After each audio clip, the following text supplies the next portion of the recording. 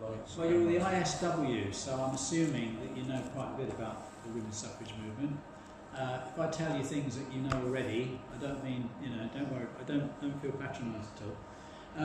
There is quite a lot in this, though, that you will not have heard before, because it's my own original research on the Northamptonshire suffrage movement.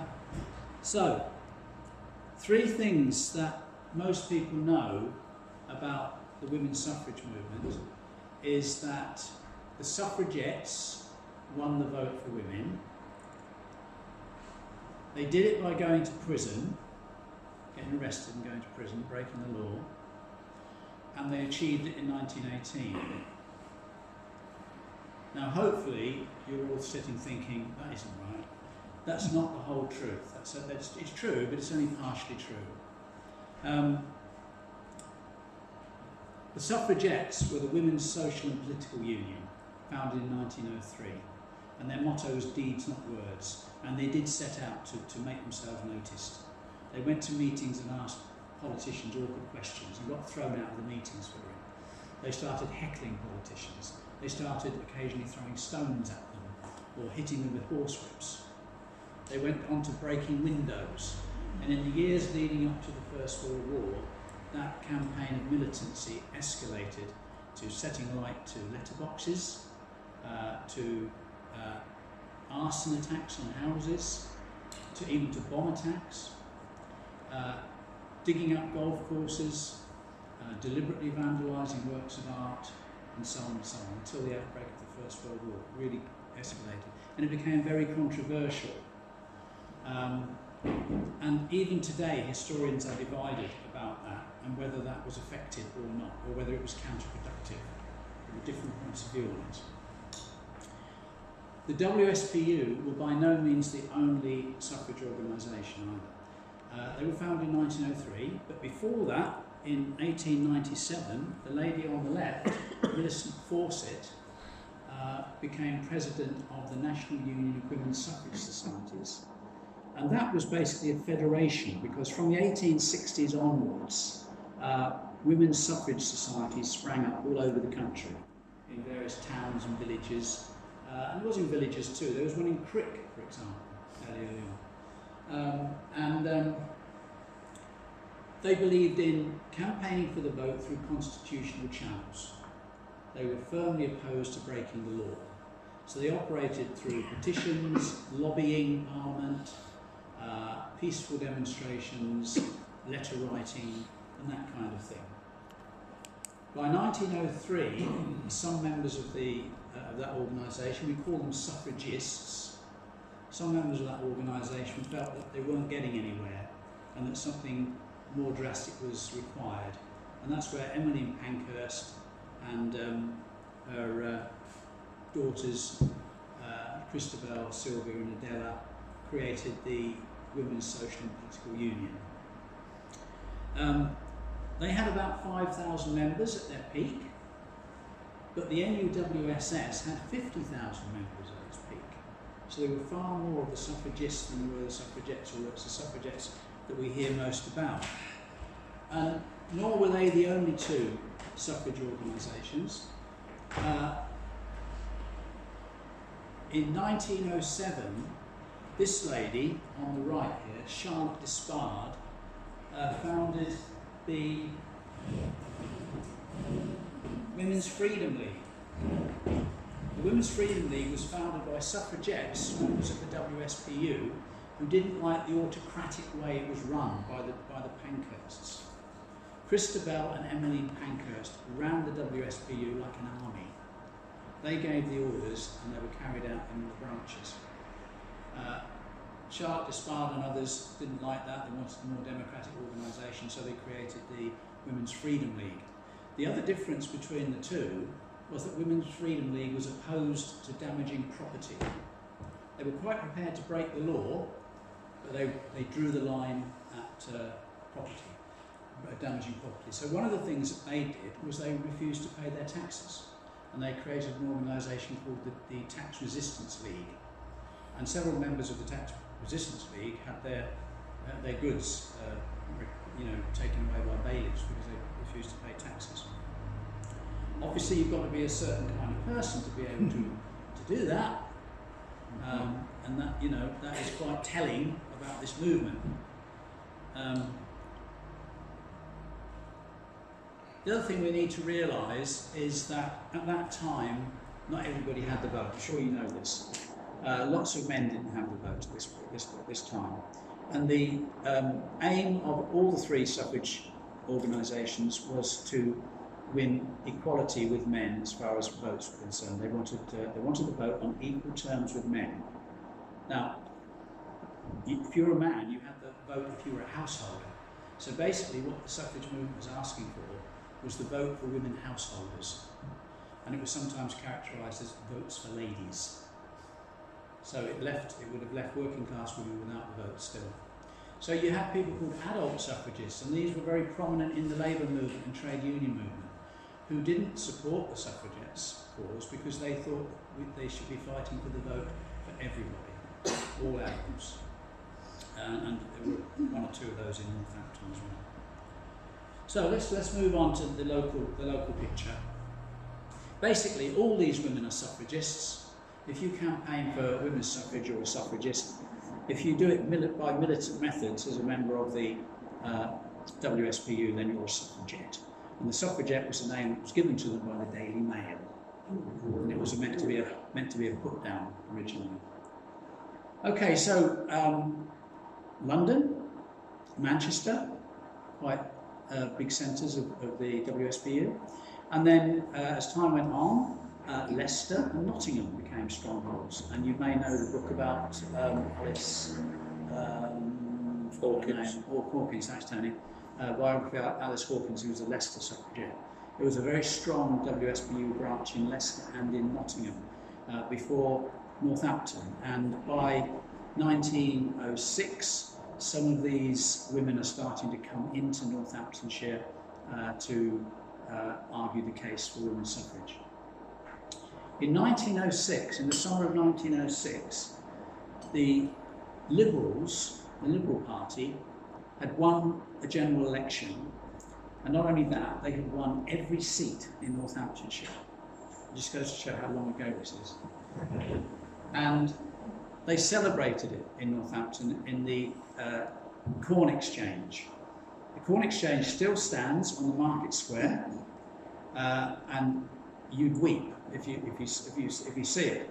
It's deteriorating badly. The glass is crumbling from the outside. It's got vegetation growing on it. It's boarded up. In its later days, it was the Odeon Cinema, and then it was a nightclub for a while. But now it's just boarded up. But back in the times we're talking about, early 20th century, it was a very important venue for meetings, and some very interesting people spoke there, including, in the summer of 1906, Herbert Asquith, who was the Chancellor of the Exchequer in the new Liberal government. And suffragettes came in from London, Nottingham, Leicester, and other parts, determined to demonstrate outside or inside, if they could, the hall where he was speaking. And the suffragettes inside the hall had banners, they had umbrellas, they had the colours of the suffragettes and everything. And as soon as Asquith got up to speak, they started asking him why he wouldn't agree to give votes to women. And so the stewards threw them out, but they didn't go willingly. Amongst the suffragettes that were there that day were Emmeline Pankhurst herself, and another lady called Teresa Billington Greig. And Teresa Billington Greig was armed with a dog whip, and she defended herself with the dog whip. The other suffragettes used the banner poles and their umbrellas to defend themselves, but they were all thrown out. And the next day in the Northampton Independent, there was a cartoon showing Teresa Billington Greig arriving very ladylike from her carriage outside the Corn Exchange, and in the very next picture, the stewards carrying her out, and she's still waving her dog whip. Emmeline Pankhurst came back in 1908 and spoke at a meeting, chaired by a local woman called Sabina Branch, who was the wife of a shoe manufacturer, John Branch, in the town. The factory still stands in Henry Street. And 2 years later, the following year, 1909, there was another Liberal meeting in the Corn Exchange. And this time, it was pouring the rain, it was the summer, but it was pouring the rain. Suffragettes had come in again from other parts of the country to demonstrate this meeting. This time they weren't allowed in. The Liberals wouldn't let them into the hall in case they caused trouble. So you can imagine outside the Corn Exchange a line of policemen standing there to stop the suffragettes. You've got the suffragettes pushing at the policemen trying to get in. You've got police helmets flying. You've got one policeman loses a whistle, we're told. Other suffragettes are standing on the fountain in the market square in the pouring rain, preaching their cause, surrounded by a crowd of hundreds. And at the front of the crowd are people that the local press refer to as our hooligans, the local ruffians, local young ruffians. And the young ruffians are throwing things at the suffragettes. And a couple of them climb up the fountain to the top, where there are cups that are collecting the rainwater, filthy, dirty water, and they scoop it out onto the heads of the suffragettes down below. And that's where this lady comes into the picture. The lady on the left is Marie Brackenbury. She's the daughter of a general. Her mother and sister were also suffragettes. She comes from London. She's an artist. She's at this demonstration. She climbs up the fountain and she pushes these ruffians off to a cheer from the police who are standing outside the Corn Exchange. Later she climbs a ladder on some scaffolding next to the Corn Exchange, and she shouts, when she gets to the top, she shouts, "Votes for women." But she's followed up there by some of these ruffians, and when they get up there they find a lot of bricks up there and they chuck the bricks down. They're not really bothered where the bricks are going. We're told one man was injured by one of these bricks. So a bit of a riot is developing. Some of the suffragettes escape on trams in the drapery and head off to other parts of Northampton on the trams. The police round up most of the other suffragettes if they can and escort them off the square for their own protection, really, take them to the police station. When they get to the police station, though, they're released. Soon after everything's quieted down, none of them are charged with anything. One of them is a suffragette called Nellie Crocker, who often pops up in books about the suffragettes. She was a paid organiser in Nottingham. And she is collected from the police station by a Northampton shoe manufacturer called Fred Crockett. And that's quite curious, isn't it? That's all the press says, that Fred Crockett came and collected her from the police station and took her home to his family. Now, how does he know Nellie Crocker? How does he know that she's in prison? How does he know she's in Northampton? It's obvious, isn't it, that he is in some way part of the suffragette movement. He's got contacts. And truly, he is. He is. We know from later on he becomes an important member of the local suffragette branch in Northampton. Marie Brackenbury comes back to Northampton in the autumn of 1909, in October, and she brings with her the lady on the right, who is Agnes Corson. And Agnes Corson was born in Wolverhampton and then became the full-time organiser in Battersea. So she and Marie Brackenbury come up to Northampton, obviously with the intention of trying to create a suffragette branch in the town. There isn't yet a suffragette branch in. And the way they go about their propagandising is by chalking the times and venues of the meetings on the pavements. And they hold meetings in streets, the market square, even outside factory gates, which isn't something they continue to do actually.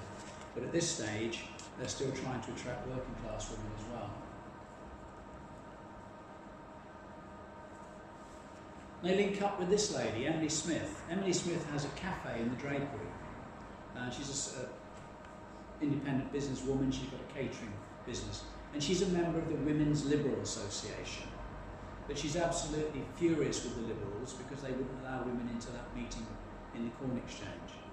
So she leaves the Liberals and she throws in her lot with the WSPU.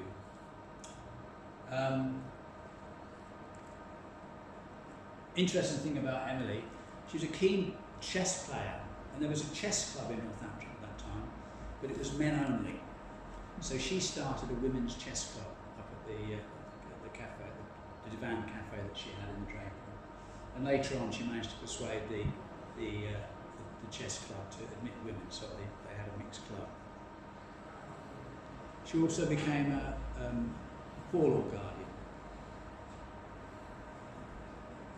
That's the shoe factory that belonged to John Branch. I haven't been able to find a picture of Sabina Branch anywhere, so the best I can do is to show you the factory that belonged to her husband, and in which she spent quite a lot of time. She actually worked in there doing a lot of directing, especially when he was ill. And she was an important member of the Northampton Suffragettes.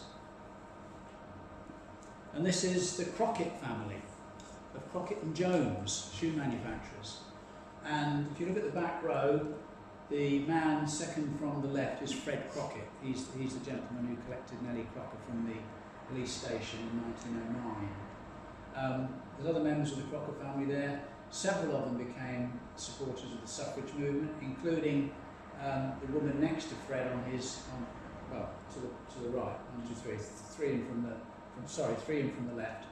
Dora Crockett, who was an artist and used her artist studio to hold suffragette meetings. And below her, the little girl, Marjorie, she became a suffragette as well. And the mother, Susanna, this lady here, was also active. She held meetings in her home in Queen's Park Parade. The Crockett's, Fred and his wife Mabel, who's not in the picture there, they had a house in Park Avenue North. I have to tell you, a suffragette meeting at this time was a very genteel affair. They were called at homes, and they were held in ladies' drawing rooms. And I just imagine them sitting around with their cups of tea and their little fingers sticking out and talking about women's suffrage. But you notice it's very middle-class women who are doing this. So a branch, we don't know exactly when the branch started in Northampton. It was certainly going by 1913, but I suspect it started before that, because you've got all the main people in position by 1910. They had a meeting in the Guildhall in November 1910 with Christabel Pankhurst as the main speaker, chaired by Emily Smith. So they were well on their way, but they obviously needed help from outside organisers. Marie Brackenbury went back to London. Agnes Corson was the full-time organiser for a while that was nursing the infant branch, and then she was joined by this lady who's Elsie Miller. And Elsie Miller was the Northamptonshire organiser for the WSPU. So she wasn't only involved with Northampton, she was involved with Kettering, Wellingborough, Thrapston, Rushton as well. But she didn't manage to establish WSPU branches in Kettering or Wellingborough or Rushton, only in Northampton.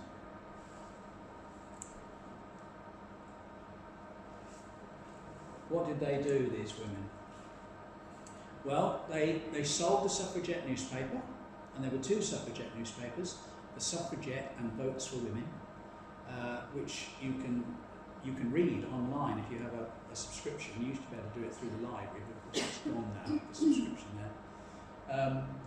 They sold those papers door to door, they sold them on the street, they held the at homes I'm talking about. Occasionally they had public meetings with big name speakers such as Christabel Pankhurst and others came down. And they also, we know, attended at least one of the big demonstrations in London. The suffragettes held these every year, really. Every summer they would have a big demonstration in London. This one took place in 1910, Saturday, June the 18th, 1910. That's the leaflet for it. Everything that we know about the local suffragettes is from newspapers, either from their own newspapers or from the local Northamptonshire newspapers. They didn't leave any records of their own, like record books or letters or anything like that, or membership lists even, anything like that. So we have to depend on the newspapers, and we're lucky that the newspapers were so thorough back then. nothing like today. But this is one of the things that we have from them. This is from the Northampton Record Office.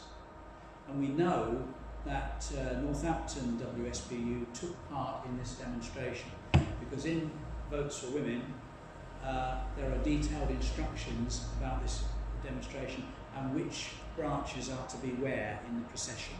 I mean, that's what the WSPU was like. You got told what to do, basically. It was a very authoritarian organisation. But we know that the Northampton branch had to be in this particular place, so we know that they were involved in this demonstration right now. But you notice what they're not doing. They're not breaking windows. They're not setting light to letterboxes. They are non-militant. They are members of the militant suffragettes who are not engaging in militancy. The kinds of things they are doing are exactly the same as the NUWSS, the suffragists, were doing. Generally law-abiding.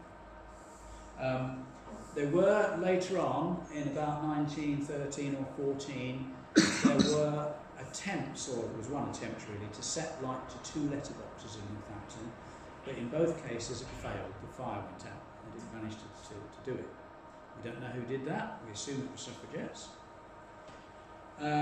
During a campaign against churches that the WSPU organised, at a time when they thought the church wasn't supporting them enough, leaflets were scattered in St Peter's Church.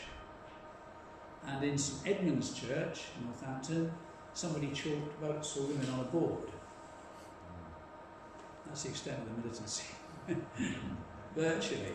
There's certainly an extent of the damage to property, let's say.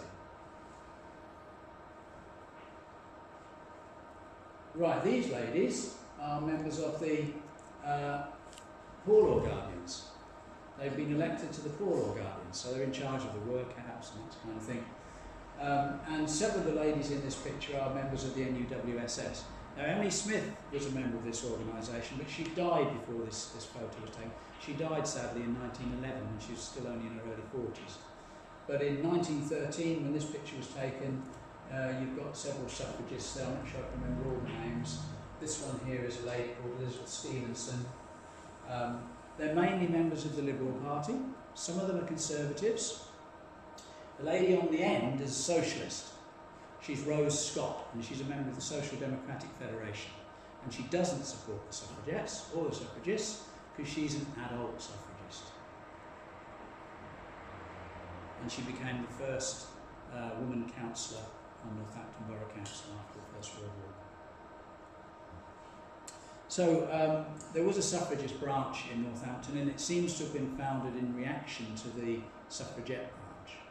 They were very, very critical of militant tactics, very critical. 2 Liberal MPs who were elected for Northampton in 1910 against the opposition of the local suffragettes, I have to say, because the suffragettes were totally opposed to the Liberal government and to the Liberal Party because it was not giving votes to women. Two members of Parliament, and one of them stated that he was so cross about the militancy of the suffragettes that he would no longer vote for women's suffrage in Parliament while it continued.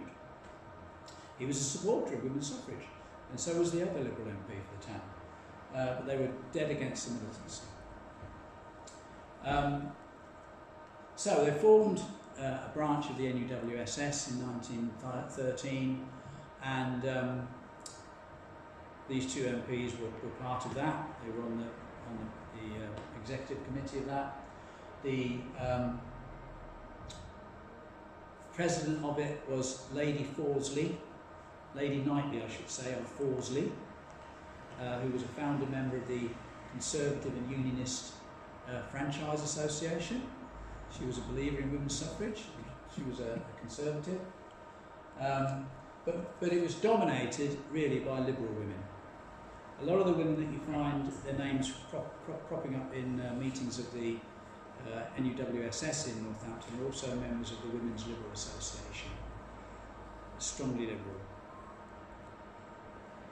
And this is a suffragist demonstration in London, in Hyde Park, in the summer of 1913. It was called the Great Suffrage Pilgrimage. and women marched from Carlisle, from Newcastle, and from Land's End. So there were like 3 marches that picked up more people along the way, and they converged on Hyde Park. And they had 50,000 women in Hyde Park at the height of the march. And that's Millicent Fawcett speaking from the platform, and behind her, National Union of Women's Suffrage Societies President Mrs. Fawcett, law-abiding suffragists. And they were trying to convince Asquith, who was now the Prime Minister, that there was strong support amongst women for the vote for women.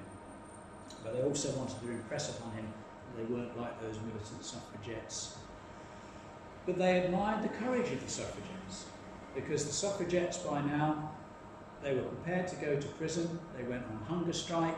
When they went on hunger strike, they were force-fed. And they continued to do that. Some of them were force-fed time and time and time again. Some of them had their health permanently broken by being force-fed. And that courage was admired by the suffragists generally, even though they were opposed to the militant tactics of the suffragettes. Let's move on to Wellingborough. This isn't a very good photograph, I know, it's the best I can do. I did take a photograph of the front of this building, but there were so many cars in the picture that it wasn't so good, so I snuck round the back. This is on the corner of Sharman Road and Oxford Street, and it's the Oxford Street Therapy Centre. But before the First World War, it was Ivy Lodge, and it was the home of Mrs. Elizabeth Sharman and her many daughters and a son. And she was a supporter of the women's suffrage. And it became the address for the local branch of the Women's Freedom League. I remember me saying that Charlotte Despard and others had founded the Women's Freedom League. They were prepared to break the law, but they weren't prepared to damage property. So they refused to pay the taxes and that kind of thing. Some of them. Not sure any in Wellingborough did. So we find in their newspaper, which is called The Vote, we find every week the address for Wellingborough. It's in the list of addresses of branches. We find the Wellingborough address, Ivy Lodge, Oxford Street, Wellingborough, and the name of the 2 secretaries. They're like a joint secretary. One of them was Violet Sharman, who was the daughter of Elizabeth Sharman. And the other one was a lady called Mrs. England Smith, Jessie England Smith. And Jessie England Smith's husband was a shoe manufacturer, as many of them were. Violet Sharman was a teacher. And that's inside Ivy Lodge, back before the First World War. And sadly, Violet Sharman's not in the picture. But their mother is. This is Elizabeth Sharman here. And her son, and some of her other 2 of her daughters, and this is a family friend. And that's their drawing room. So, I said the suffragettes and the suffragists and the Women's Freedom League, their main sort of meetings took place in ladies' drawing rooms. So that's the kind of room they would have their meetings in. And that photograph, I pinched it online, but it's actually in your museum. Is it Castle Museum? Heritage Centre. They've got it in there. This is the Ken Royal Nursing Home, but before the First World War it was a private house called Archfield, and it was the home of Miss Louisa Lilly. She's quite an old lady, unmarried lady, and she was the daughter of Thomas Lilly, the shoe manufacturer, who had a shoe factory in Wellingborough. And she was a suffragette, or a suffragist. She was a member of the Women's Freedom League. She was the treasurer of the branch, but she also held garden parties there for the NUWSS and for the Church League for Women's Suffrage. She was quite a churchy person. A lot of these people were. A lot of them were involved with church or chapel. The Congregational Church in Wellingborough had a lot of suffrage supporters in it. So that's her house, still standing, and now a nursing home. And I couldn't get a picture of Mary Parr, so the best I can do is show you this clip from The Vote, the Women's Freedom League newspaper. Members from various towns spent delightful... Oh no, it's not. This isn't from The Vote, actually. This is from Votes for Women. This is from the Suffragette paper. Members from various towns spent delightful social afternoon Wilby Grange, it should say. It's a misspelling. No giggling, please. Wellingborough. Kind invitation of Mrs. Parr. July 13. A telegram was sent to Mrs. Pankhurst. It was Emily Pankhurst's birthday, coincided with it. Office in Market Square was open middle of the week. Business is well started. Congratulations to Wellingborough members who are taking their turn in keeping shop. Organiser, look, Miss Miller. Just seen a picture of her a little while ago. 30 Market Square, Northampton. She's the county organiser of the Suffragettes, of the WSPU. Why have I suddenly gone from the Women's Freedom League to the WSPU? Well, because Mrs. Parr helped to found the Women's Freedom League in Wellingborough, but continued to be a member of the WSPU. Now, the interesting thing I find, the more I look into these men and women, is I find quite a few of them supporting more than one organisation at a time. So it's a bit, I think it's a bit like, you know, now you could be a member of Friends of the Earth and Greenpeace, couldn't you? And they have slightly different, you know, ways of operating, but you could support, you know, if you were green-minded, you'd support both, wouldn't you? So back in those days, if you believed in women's suffrage, it was quite possible to support more than one organisation, and why wouldn't you? Especially if you're living somewhere like Northamptonshire, where even the militants aren't militant. So we find her name crops up quite often in suffragette newspapers in lists of people who've donated money. Mary Parr. And she had a daughter, also called Mary Parr, unfortunately, but Mary Louisa Parr, who was supposedly the branch secretary of the WSPU. But as far as I can see, there wasn't really a branch to be secretary of. But she was certainly a contact. And that address, Wilby Grange, was the contact address there.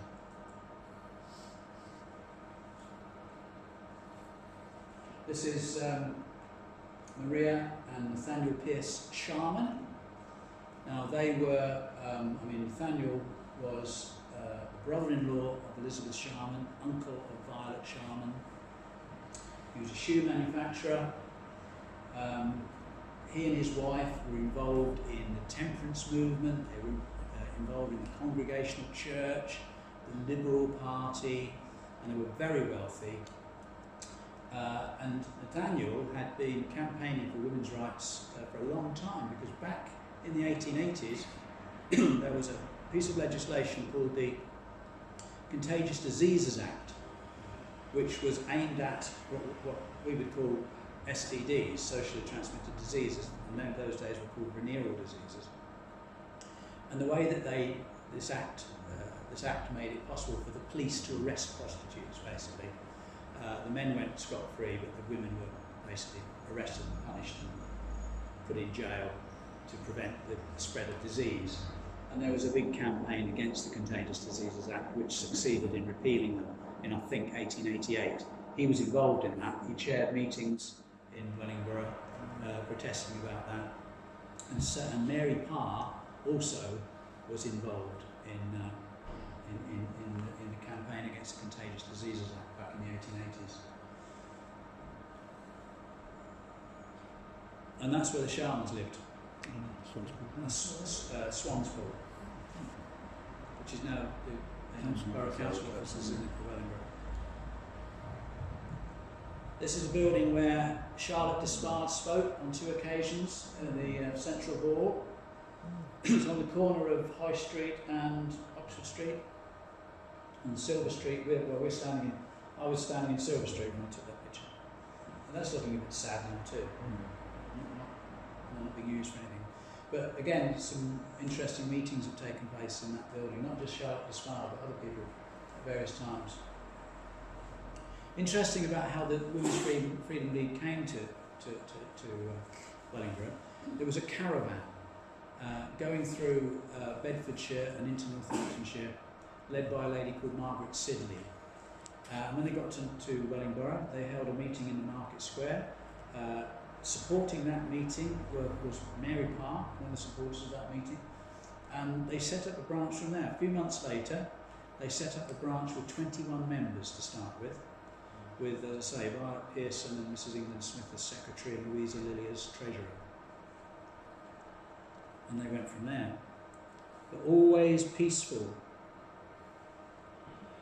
And this is the secretary of the NUWSS in Wellingborough. Name was Mary Pendered. She was a novelist. You might have heard of her. Right. Militant action. Women's Freedom League weren't prepared to break windows, but they were prepared to break the law. And in 1911, of course, there was a census.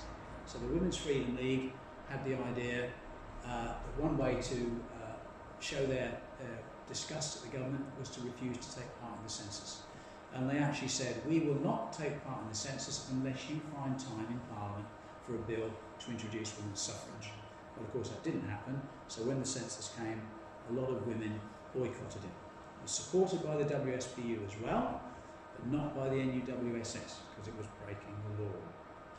This is the census form of the Crockett family. And Fred Crockett's name isn't on there.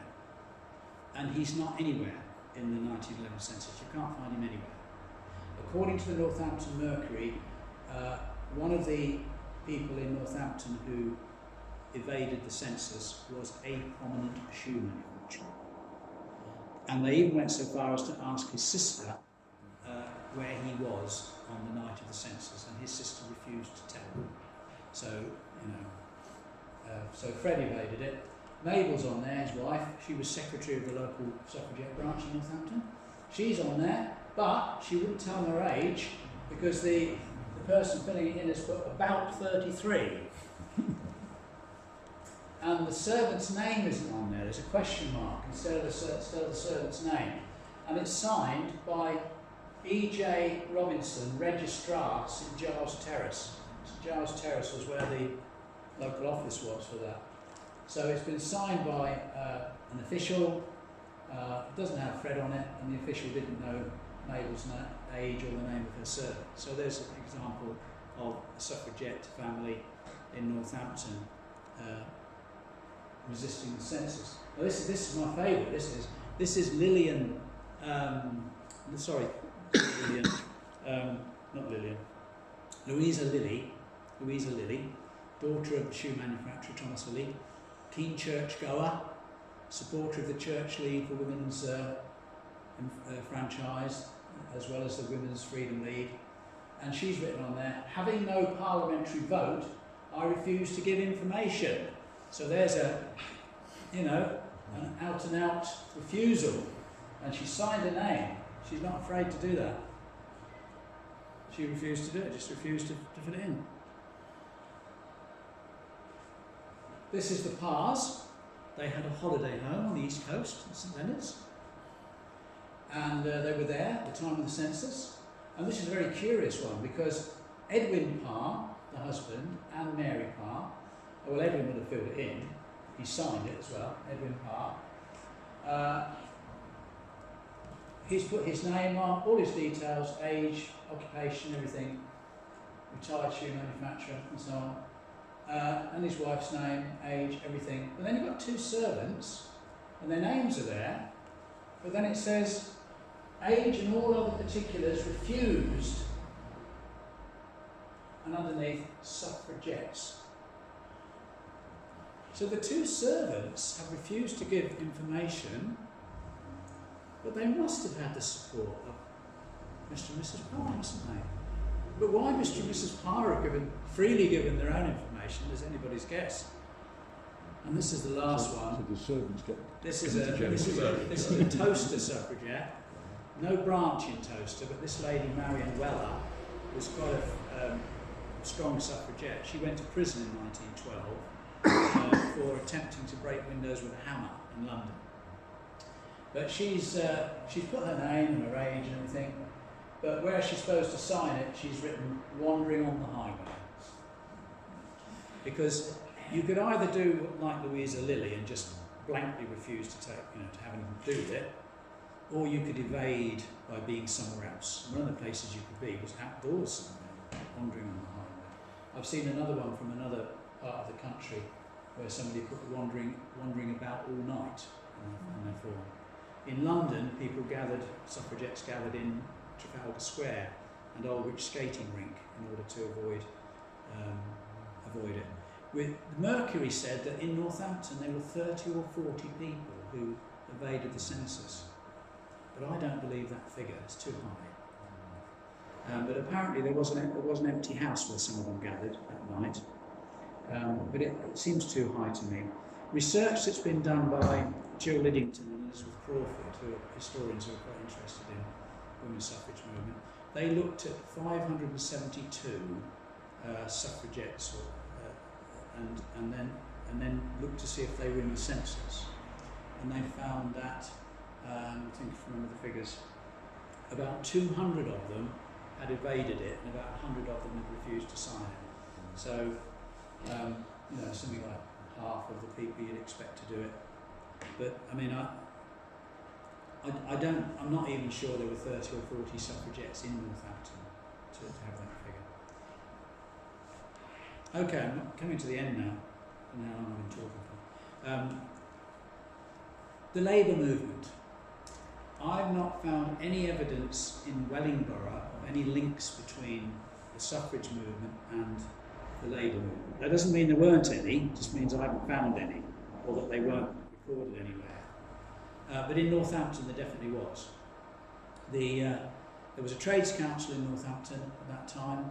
The gentleman on the right is Frederick Roberts, who was secretary of the Trades Council. The gentleman on the left, I can only find a cartoon of him, is Harold Croft, who was a member of the executive committee of the Trades Council. And when they had a deputation come to them from the NUWSS, asking them to pass a motion supporting women's suffrage, they did so, although they worded it to say that they were in favour of the vote for all women. Later on, in 1913, when the government brought in the Cat and Mouse Act, which you probably know about, women went on hunger strike. Instead of force feeding them, they released them, wait until they recovered their health, and re-arrest them again. It's called the Cat and Mouse Act. The suffragettes in Northampton asked the Trades Council if they would hold a demonstration on the Market Square to protest about the Cat and Mouse Act. And they agreed, and they did. And they had 4 speakers, these were 2 of them. Another speaker was Charles Scott, who was later on first Labour Mayor of Northampton after the war, and another Labour councillor.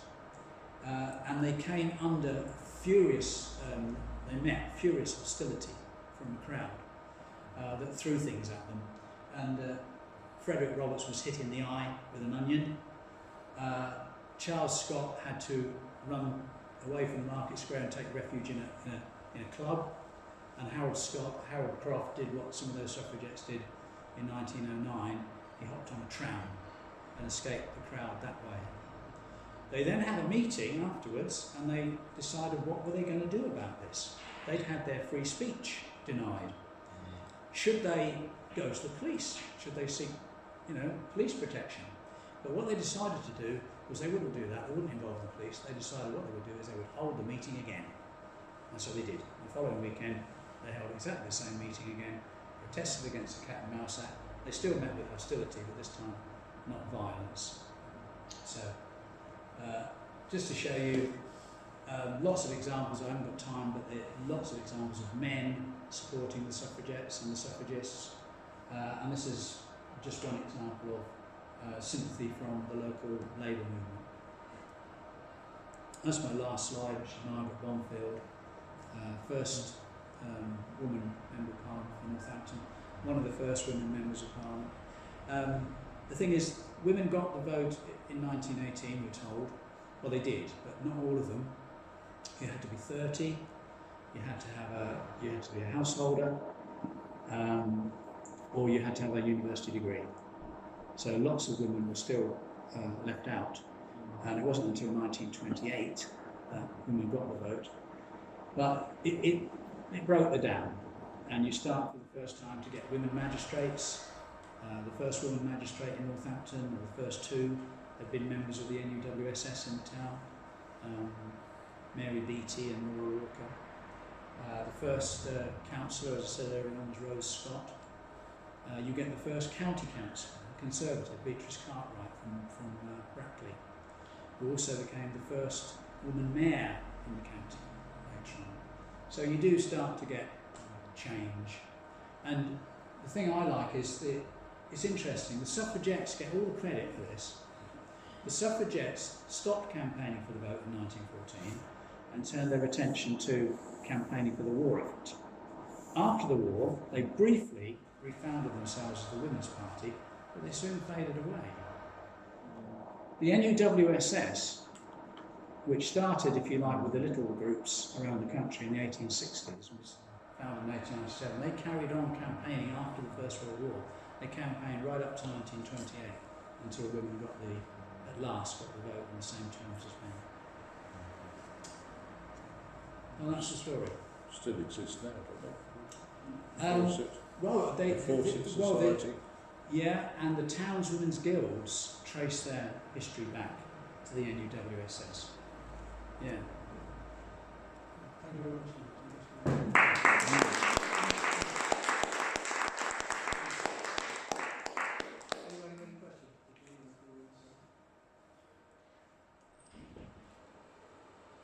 I'll start then, John. You spoke about the hostile reception for the attempted Trades Council demo. Yeah. What do you ascribe that? Was there a Daily Mail, kind of hate campaign, or where did that sort of hostility come from? The sort of things that the people at that meeting were shouting at the speakers was let them starve and that kind of thing. So there were obviously people that were against the suffragettes, well, presumably because they didn't like the militant tactics they were doing, and they felt that going on hunger strike they only had themselves to blame. So you see that kind of attitude today, can't you, in lots of cases, lots of different situations. You talked about, I can't remember the first name, Fawcett. Yeah, Melissa Fawcett. Yeah. I wrote something about Fawcett, and she was actually, whether she changed her mind later, I don't know, but she was actually arguing that she was not in favour of votes for all men, or all women, because those sort of people didn't deserve it and weren't worthy of it, yeah? And that was Fawcett, yeah? Yeah. Now, if you move on to the suffragettes, and you understand that the suffragettes were arguing for the vote for women of a certain stature.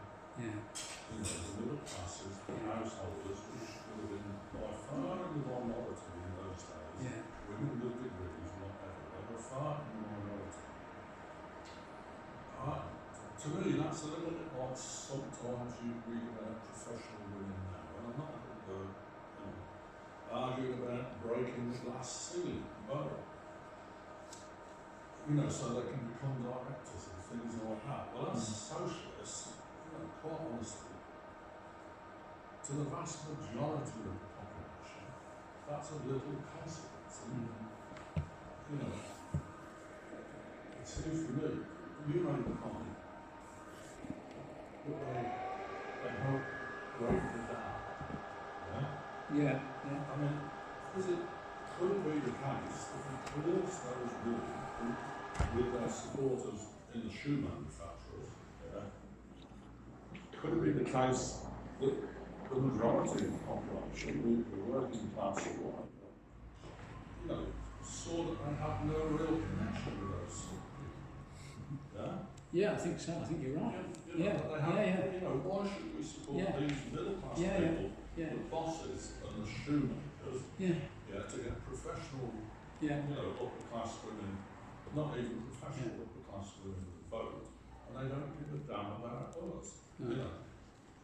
You say they broke it down, but would the argument for full suffrage, both men and women, have perhaps got more more support.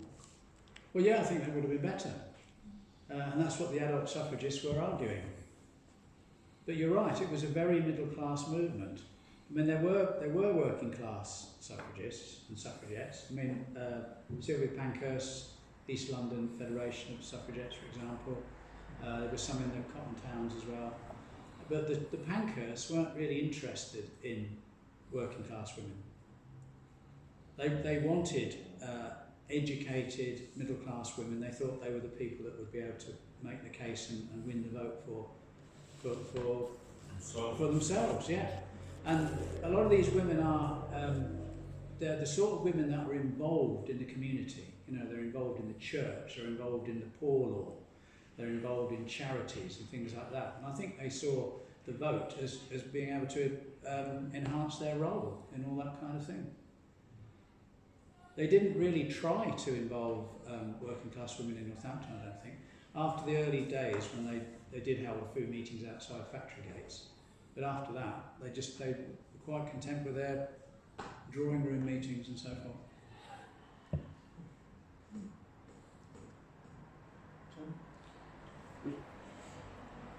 I originally went to a play about the striking chain makers in West Midlands, Craigie Heath, which happened around the Edwardian, 1905 or whatever, 1906.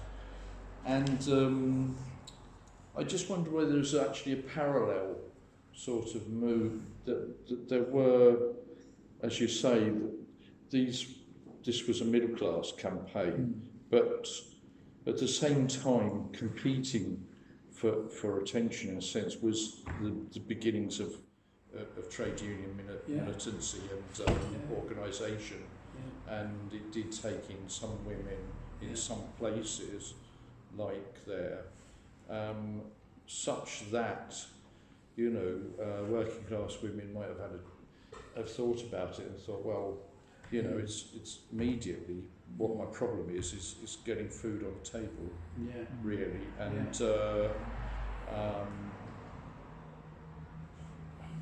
but it's interesting. Some of the people who are not quite in either camp, like Alice Hawkins, I think, and working class women in Leicester. I seem to remember that Alice Hawkins' grandson does a talk, doesn't he? And I seem to remember that he said that Alice got cheesed off with the Labour Party because it didn't support the women, the suffrage movement, and that's why she became more of a sort of full-time suffragette. Yeah. So even though the Trades Council in Northampton may have been supportive, was that the case? You think? Yeah. Well, there were people like Keir Hardy. The Poplar MP, Lansbury. They supported the suffragettes, but within the Labour movement, as I say, a lot of people supported adult suffrage rather than that, and saw the progress through trade unions. I mean, this lady, Margaret Bonfield, she's gone off the screen now, but the last lady I showed you, she was never a suffragette or a suffragist. She argued with them. She was in favour of adult suffrage, and of course her early career, she was a shop assistant to start with, and she campaigned through trade unions. That's how she came to be involved in Labour politics. It's an interesting sort of the 1918 vote was one in which the government felt, I think in part because the loss of life on the part of men in the First World War meant that the circumstances of men had to be addressed. It then took into account women. But what happened during the 20s for there to actually be, or was there any further action during the 20s that actually ended up with the 1928 legislation? The NUWSS, which became the National Union of Women for Equal Citizenship in the 20s, they continued to argue the case for a vote for all women. But there was no big campaign like we'd seen earlier on. Why would someone like Fred Crockett be supportive? Well, he The obviously, shoe manufacturer. he obviously believed in the vote for women, thought that women should have the vote. Because he had daughters. And his daughters. I mean, there is an issue of gender equality here as well. In that, if you're going to allow men householders to have the vote, you could say, well, why not working men as well? But men householders have got the vote, and women householders haven't. There is a gender, there's gender inequality there, isn't there? And that was something that concerned these people as well. Were they essentially non-conformists? Not all of them. The Crocketts were Anglicans. Louisa Lilly was an Anglican, but a lot of them weren't. In Northampton, you've got some Unitarians involved in the NUWSS. Because Northamptonshire had some kind of radical history Yeah. to and I was wondering whether there's a link there. Well, I think there is. Because there's a lot of liberals involved in the suffrage movement. See, the Crocketts were a liberal family too. And Bradlaugh was in favour of the suffrage, wasn't he? Bradlaugh was, yeah.